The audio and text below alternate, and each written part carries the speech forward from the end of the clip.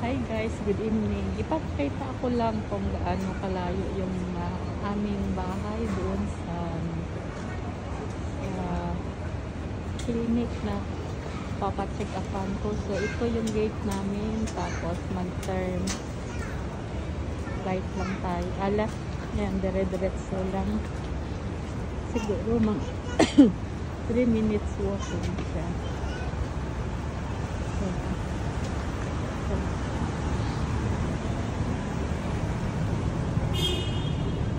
Dito ako kumakaliwa, pero pwede naman dumiretso. So dito lang siya kasi mas mag-feeling ano dito ano lang siya.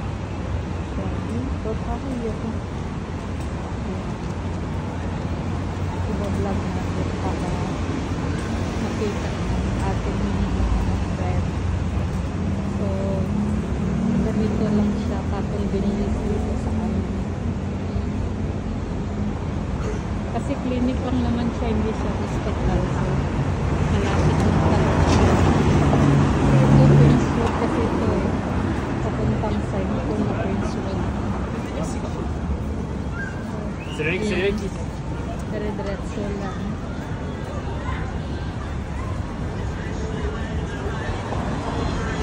Dito natin makikita sa ilang minutes kasi ngayon nasa 1 minute. Mga 1 minute. Mga 2 minutes ng walk siguro galing doon sa amin. Mawaga lang ako maglakad.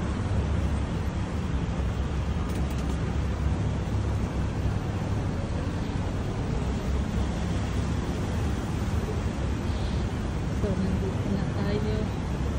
Malapit. Ayan yung stoplight. Pagtawid dyan, dyan na yung clinic. So, malapit na siya. Kita mo guys kung gaano lang siya kalapit.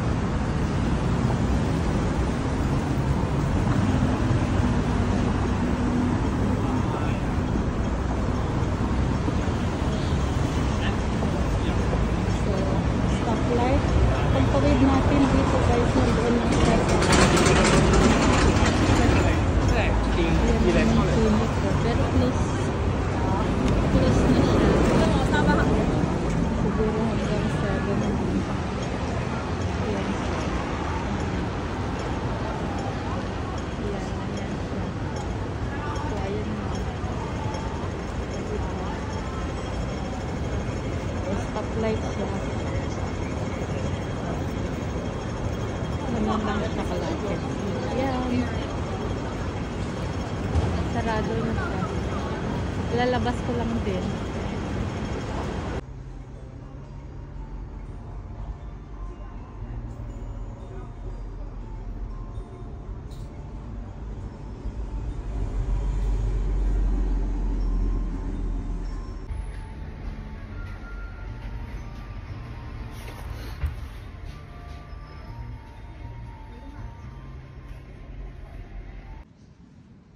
Hi guys, good evening.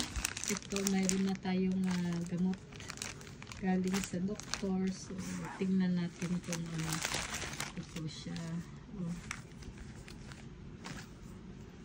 Alam ko ito para sa lalamunan. Ito para sa asin ko. Swelling. So, ang dami siya guys. Yan. Pero hindi ko naman inumin ito lahat kasi itong mayroong mga ano dito na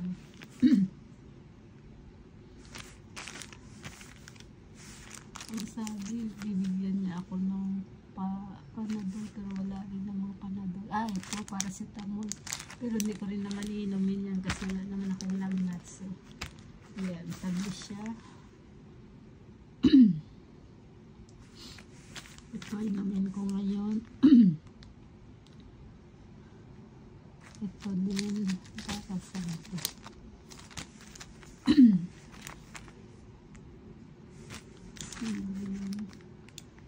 So ito ang inumin ko. Dami naman ito. Isa lang ang itabi ko. Para si Tamol wala naman yun.